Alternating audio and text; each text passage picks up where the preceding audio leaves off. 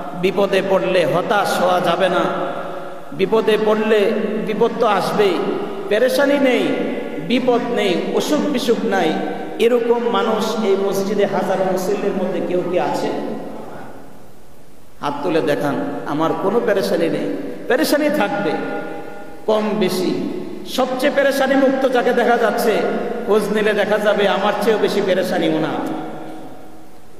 কিন্তু হতাশ হওয়া যাবে না। হেফাজত করার মালিককে আল্লাহ। বিপদে ডাকতে হবে কাকে? আল্লাহকে। দোয়াটা আমরা সবাই আরেকবার পড়ি। লা ইলাহা ইল্লা আনতা সুবহানাকা ইন্নী কুনতু মিনাল যালিমিন।